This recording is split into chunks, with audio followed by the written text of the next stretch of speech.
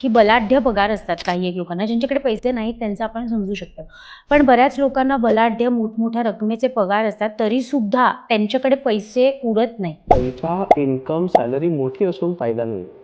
तर आपल्याला त्याचं व्यवस्थित नियोजन करता आलं पाहिजे. आपलं फायनान्शियल प्लॅनिंग करता आलं पाहिजे. एखादी व्यक्ती म्हणजे बिगिनर आपण तिला म्हणू शकतो, की जिला इन्व्हेस्टमेंट करणं सुरू करायचं, ती जर व्यक्ती तुमच्याकडे आली आणि तिने जर तुम्हाला सल्ला मागितला, की मी कशा पद्धतीने सुरुवात केली पाहिजे किंवा काय त्या स्टेप्स असतील, की मी इन्व्हेस्टमेंट आता कोणत्या स्टेप्समध्ये करू शकतो, तर तुम्ही त्याच्यासाठी काय म्हणजे तुमचा सल्ला काय असेल? इन्कम मोठं असणं हे आजकाल गरजेचं नाही आहे. It is not about the income you have, it's all about the money you are investing. हे महत्त्वाचं आहे. की म्युच्युअल फंड सारखे कन्सेप्ट आहेत, फिक्स्ड डिपॉझिट आहे. तर mutual fund versus fixed deposit ह्या जर दोन गोष्टी बघितल्या तर ह्याच्यामध्ये जास्त सेफ मोड काय आहे? इन्शुरन्स वर्सेस इन्व्हेस्टमेंट ह्या जर दोन संकल्पना बघायच्या म्हटलं तर तुम्ही लोकांना काय गायडन्स द्याल, की आधी लोकांनी काय घ्यावं? फक्त श्रीमंत लोकच फायनान्शियल प्लॅनिंग करतात. मिडल क्लास लोक म्हणतात की आम्हाला काय गरज आहे, आमच्याकडे कुठे एवढे पैसे नाही. प्रत्येकजण रिटायर्ड होणार आहे. प्रत्येकजण 61 ते 80 20 वर्ष विदाऊट पगार जगणार आहे. म्हणजे येस, तुम्ही मिडल क्लास असलात तरी तुम्हाला फायनान्शियल प्लॅनिंगची गरज आहे.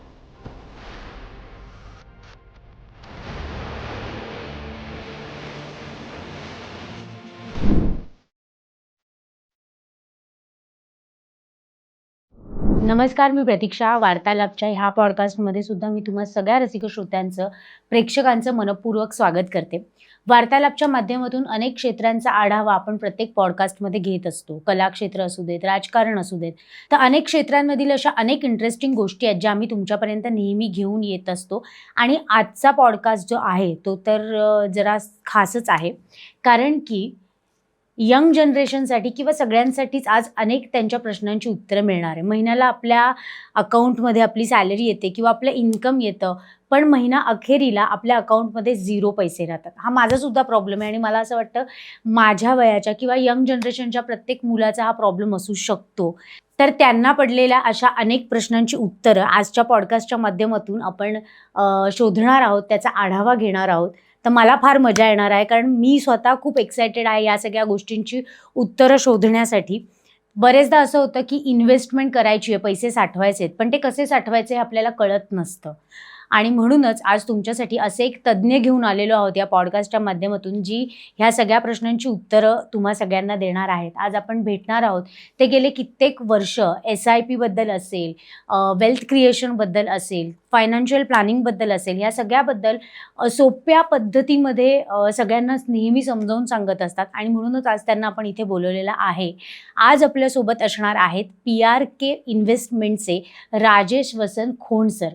सर नमस्कार. आमच्या वार्तालापच्या ह्या चॅनलवर, ह्या माध्यमामध्ये मी तुमचं मनपूर्वक स्वागत करते. धन्यवाद. खरंच आज मला पर्सनली खूप आनंद होतोय की तुम्ही इथे आलेला आहात, कारण माझ्यासारखी जी व्यक्ती आहे, माझ्या अकाउंटला पैसे येतात, पण महिन्याच्या सुरुवातीला अकाउंट छान असतं, पण शेवटापर्यंत ते अकाउंटमध्ये जो बॅलन्स आहे तो शून्य झालेला असतो. बरोबर. आणि आज तुम्ही मला सुद्धा सोप्या पद्धतीत सांगावं की कशा पद्धतीने इन्व्हेस्टमेंट करायची असते किंवा कशा पद्धतीने पैसे आपण साठवू शकतो.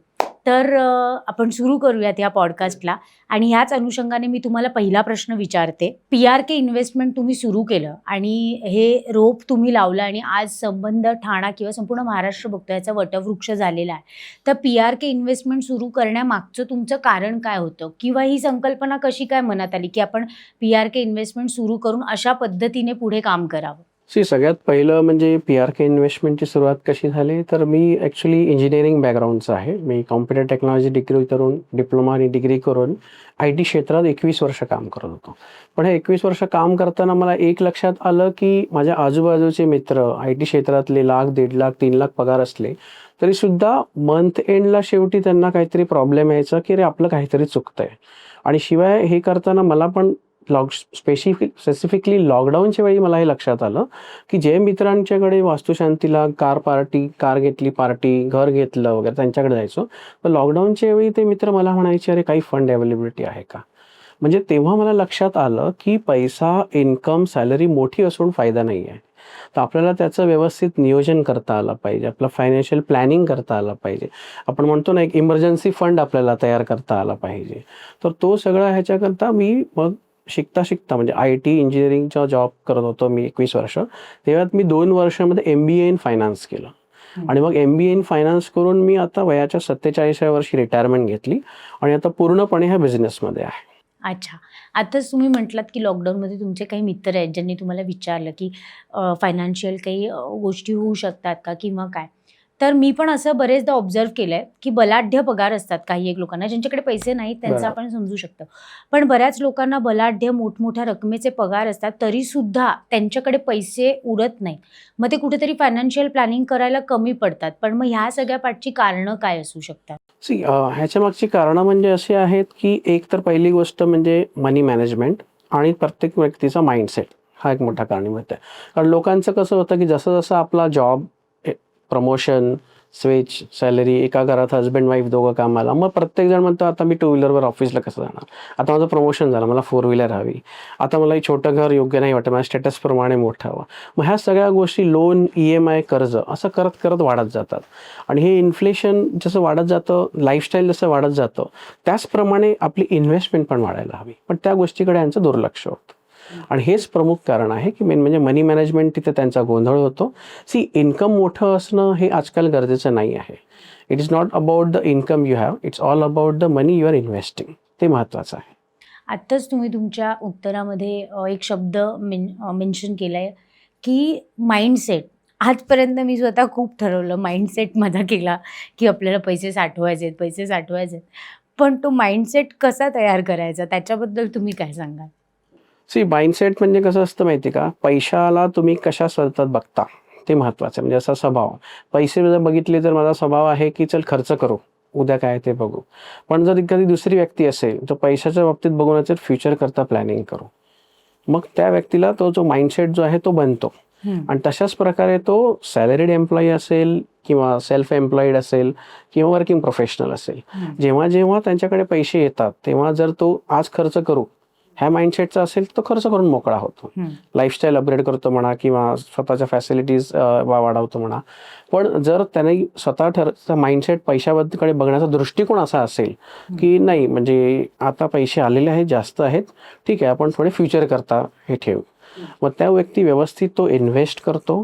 तो इन्व्हेस्ट करण्याकरता जसं आजारी पडले की आपण डॉक्टरकडे जातो, तसं तो व्यक्ती बोनस, एक्स्ट्रा पैसे, काही पैसे आले की तो म्हणतो आता आपण थोडा फायनान्शियल प्लॅनरकडे जाऊ.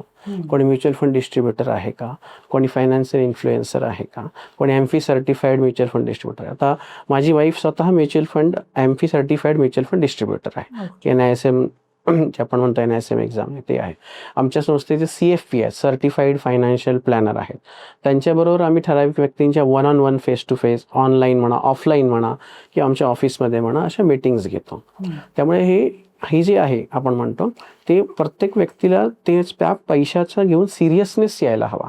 त्याचा माइंडसेट चेंज व्हायला हवा. पैशाकडे बघण्याचा दृष्टिकोन तरच ते शक्य होऊ शकते. जसं आम्हाला पण तिचा बघण्याचा दृष्टिकोन बदलला तर डेफिनेटली आपण वेल्थ क्रिएट करू शकतो आणि फ्युचर जे आहे ते सिक्युअर करू शकतो. एखादी व्यक्ती म्हणजे बिगिनर आपण तिला म्हणू शकतो, की जिला इन्व्हेस्टमेंट करणं सुरू करायचं, ती जर व्यक्ती तुमच्याकडे आली आणि तिने जर तुम्हाला सल्ला मागितला, की मी कशा पद्धतीने सुरुवात केली पाहिजे किंवा काय त्या स्टेप्स असतील, की मी इन्व्हेस्टमेंट आता कोणत्या स्टेप्समध्ये करू शकतो, तर तुम्ही त्याच्यासाठी काय म्हणजे तुमचा सल्ला काय असेल?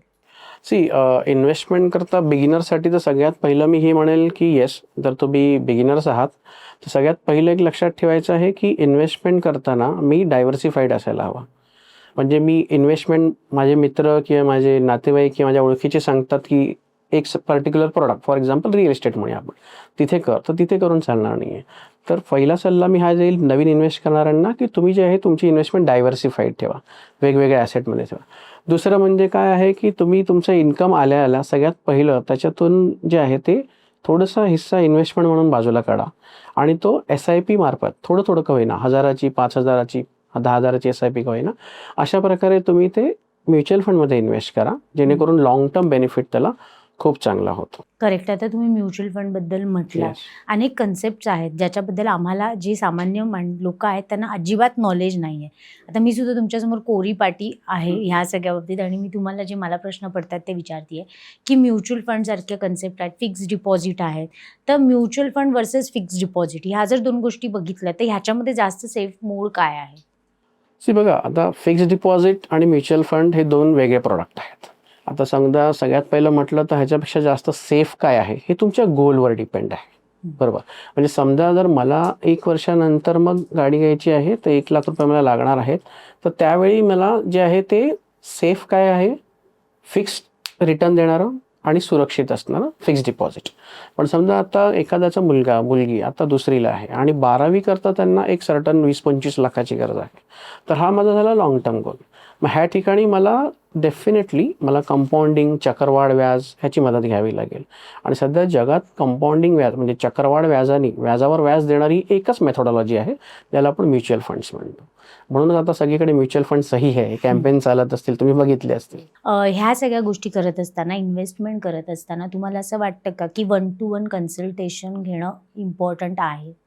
होय, करेक्ट. आता बघा 1-to-1 कन्सल्टेशन म्हणजे काय असतं, की प्रत्येकाच्या आपण म्हणतो ना व्यक्ती तितक्या प्रकृती, तसंच प्रत्येक व्यक्तीचं इन्कम वेगळं असतं, त्याचे गोल, प्रत्येकाचे वैयक्तिक गोल, कोणाची शॉर्ट टर्म गोल, कोणाची लाँग टर्म गोल, कोणाला कार घ्यायची असते, कोणाला घर घ्यायचं असतं, कोणाला रिटायरमेंट प्लॅनिंग करायचं असतं. प्रत्येकाचे गोल्स आणि प्रत्येकाचं रिस्क प्रोफाईल.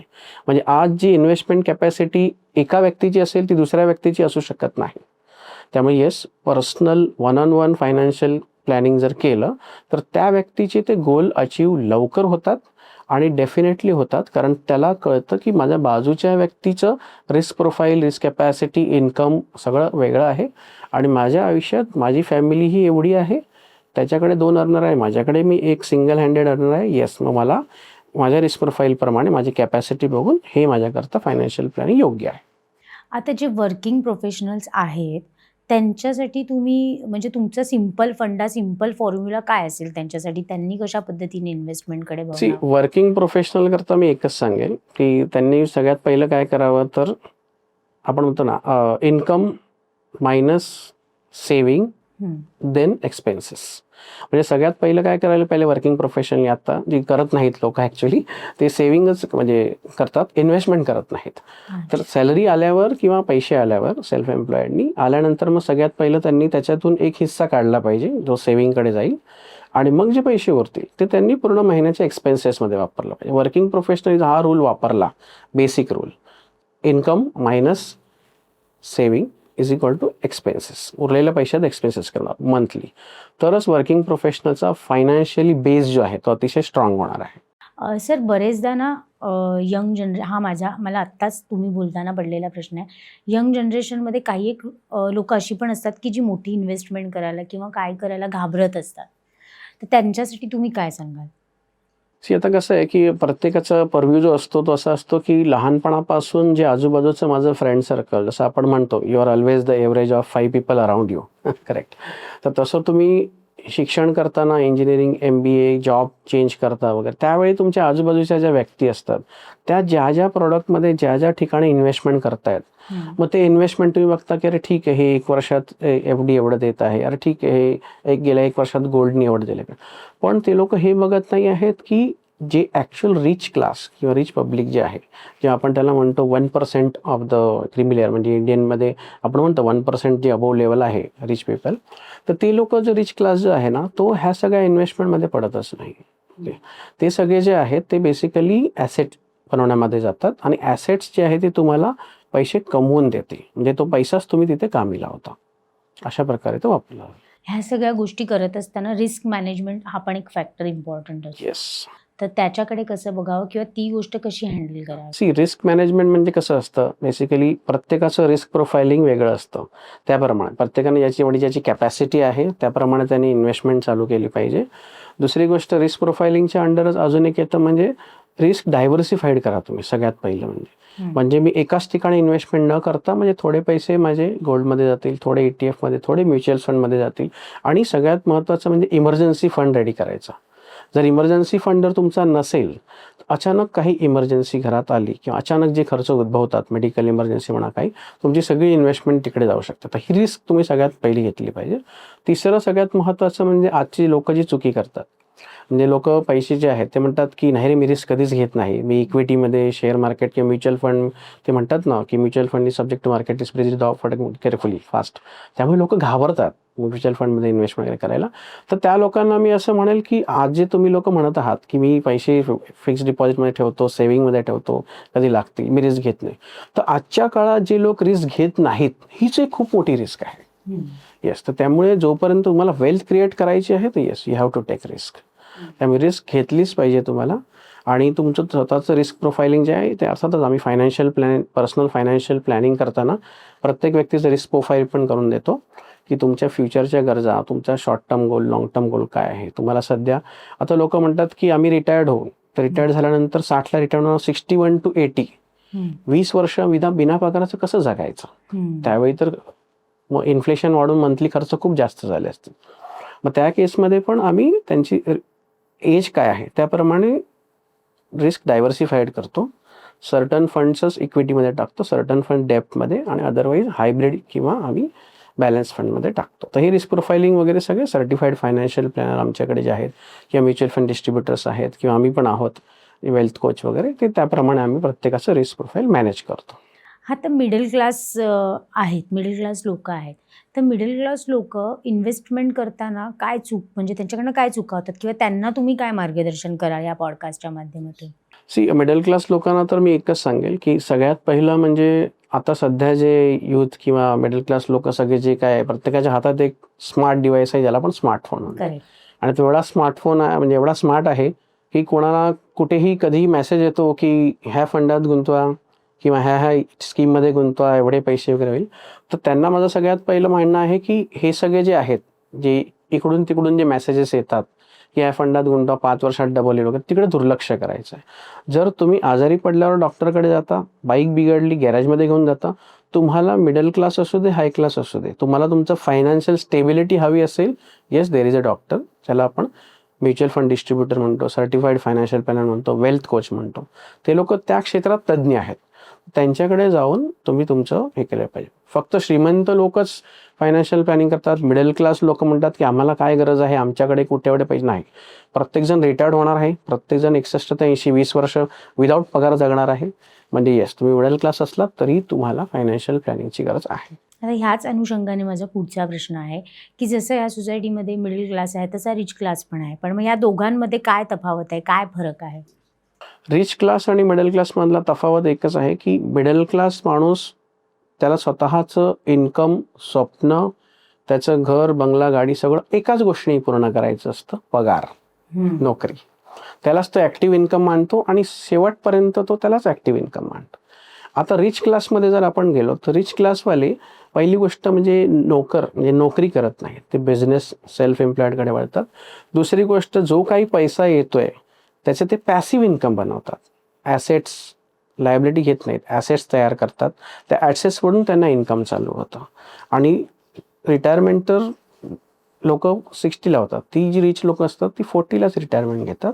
आणि त्यांच्या जी ॲसेट्स बिल्ड केलेले आहेत ते त्यांच्याकरता काम करायला सुरुवात करतात, म्हणजे बसल्या बसल्या पैसे येणं चालू होतं त्यांचं. तर हा मेन मोठा फरक आहे की मिडल क्लास जे आहे ते फक्त आयुष्यभर ॲक्टिव्ह इन्कम भरत असतात, सॅलरी ज्याला आपण पगार म्हणतो, ॲसेट्स कधीच बिल्ड करत नाहीत ते. आणि रिच क्लासवाले जे आहेत ते डे 1 पासून ॲसेट्स बिल्ड करतात, जेणेकरून ते पैसे जे आहेत ते व्याजावर व्याज किंवा मोठे ॲसेट्सनी इन्कम चालू होतात. ओके. आणि आत्ताच तुम्ही आपण जसं पॉडकास्ट सुरू केला तर तुम्ही म्हटलात की कोविडसारखं सिच्युएशन येऊन गेली.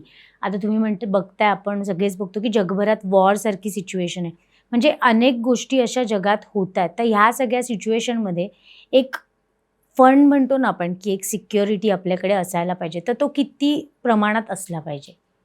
चांगला प्रश्न आहे. आता बघा, बेसिकली कसं होतं की कुठलीही व्यक्ती असेल, वर्किंग प्रोफेशनल असेल, सेल्फ एम्प्लॉईड असेल किंवा बिझनेसमॅन असेल, तर आपण कोविडनी सगळ्यांना जगाला शिकवलं की येस, तुमच्याकडे 3 ते 6 महिन्याचा तरी फंड असावा. तर मी तर म्हणेल येस, आजसुद्धा आपल्याकडे म्हणजे मे बी 100 वर्षातून एकदा कोविड आला होता, लॉकडाऊन झालं होतं, सगळे घरी होते, इन्कम सोर्स नव्हतं. पण येस, फ्युचरमध्येही काहीही होऊ शकतं, बरोबर. शिवाय एखादा घरामध्ये वर्किंग प्रोफेशनल एकच आहे, तो जातोय स्कूटरवर, ॲक्सिडेंट झाला, फ्रॅक्चर झालं, 45 डेज तो घरी आहे फ्रॅक्चरमुळे, ते 1.5 महिना जे आहे ते इन्कम जे आहे ते कमी येणार किंवा नाही येणार. करेक्ट. त्यामुळे 2च रूल आहेत इकडे. एक गोल्डन रूल आहे. एक म्हणजे काय आहे की तुमच्या महिन्याचा खर्च जेवढा आहे त्याला इंटू 3 करायचं. 3 महिन्याचा खर्च किंवा 6 महिन्याचा खर्च हा तुम्ही वेगळा काढून ठेवायचा. त्याला आपण म्हणतो इमर्जन्सी फंड.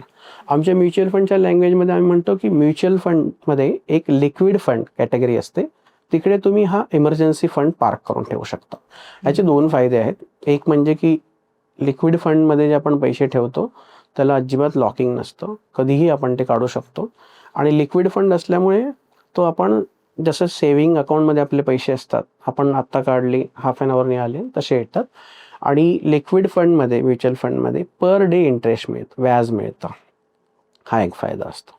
आणि समजा तुमचा दुसरा कॅटेगरी काय जॉब स्टेबल नाही आहे, तर मात्र तुम्हाला इमर्जन्सी फंड जो आहे, जॉब स्टेबल नसेल, सेल्फ एम्प्लॉईड असाल, तर इमर्जन्सी फंड तुम्हाला 6 ते 12 महिन्याचा ठेवणं आवश्यक आहे. इन्शुरन्स वर्सेस इन्व्हेस्टमेंट ह्या जर 2 संकल्पना बघायच्या म्हटलं तर तुम्ही लोकांना काय गायडन्स द्याल, की आधी लोकांनी काय घ्यावं? इन्शुरन्स आणि इन्व्हेस्टमेंट, तर ह्याच्यात मी सगळ्यात पहिलं म्हणेल, जोपर्यंत तुमचा इन्शुरन्स नाही इन्व्हेस्टमेंटकडे वळू नका. अच्छा. सगळ्यात पहिलं आणि अतिशय महत्त्वाचं आहे इन्शुरन्स. ओके. एक साधं उदाहरण देतो बघा. आज एखाद्या व्यक्तीचा पगार आहे 50,000, म्हणजे तो वर्षाला किती कमवते? 6 लाख.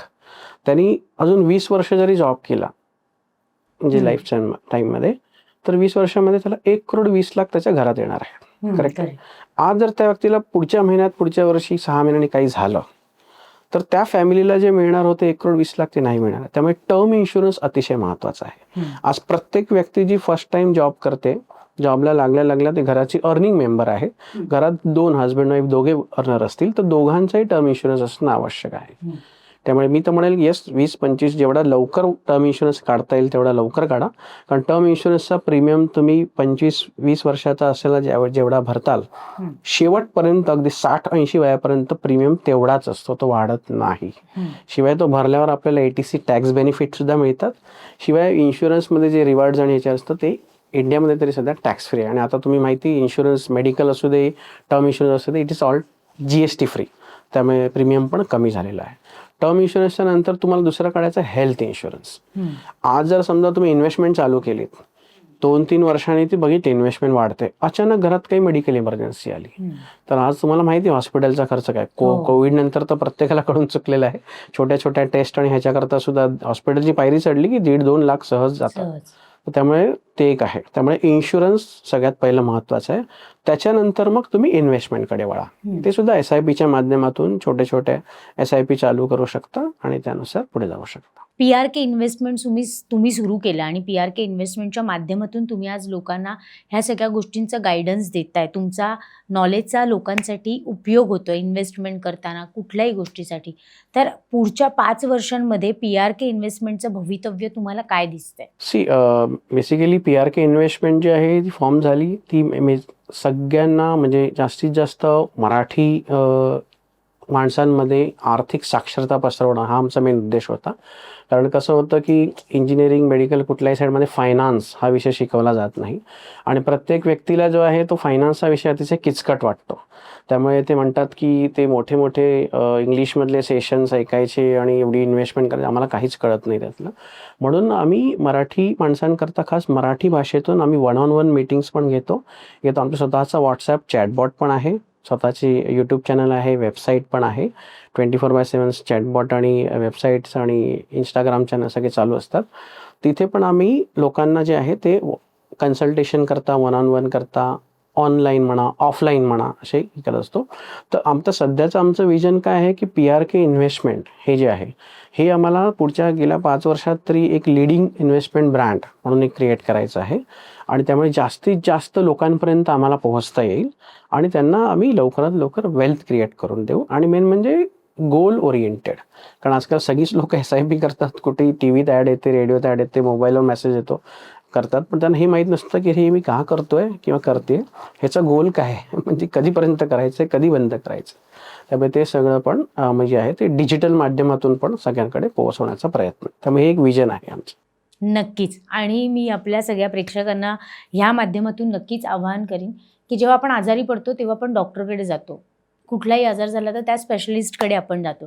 जर तुमच्या हाताला पैसे न टिकण्याचा आजार झाला असेल तर तुम्ही नक्की राजेश सरांना त्यांच्या PRK इन्व्हेस्टमेंटना भेट द्या आणि तुम्हाला जे काही प्रश्न पडले असतील इन्व्हेस्टमेंटसाठीचे ते तिथे नक्की सॉल्व्ह होतील अशी मला खात्री वाटते. ह्याचं कारण असं आहे की मलासुद्धा बऱ्याच प्रश्नांची माझ्या उत्तरं मिळाली. माझेसुद्धा पैसे टिकत नाहीत. पण आता मी नक्की राजेश सर ह्या पॉडकास्ट नंतर प्रयत्न करीन तुम्ही जे मार्गदर्शन केलं त्यानुसार इन्व्हेस्टमेंट करायला, त्यानुसार सेव्हिंग्स करायला. आणि आज तुम्ही वार्तालापच्या आमच्या ह्या चॅनलवर आलात आणि तुमचा अमूल्य वेळ देऊन आमच्या प्रेक्षकांना इन्व्हेस्टमेंटबद्दलचं जे काही माहिती दिली त्याबद्दल मी तुमचे खूप मनापासून आभार मानते. आणि सगळ्यांना मी हे एकच आवाहन करीन की नक्की राजेश सरांकडे जा, PRK इन्व्हेस्टमेंट्सना भेट द्या आणि तुमच्या मनात जे काही प्रश्न पडलेले असतील त्यांची उत्तरं मिळवा. धन्यवाद.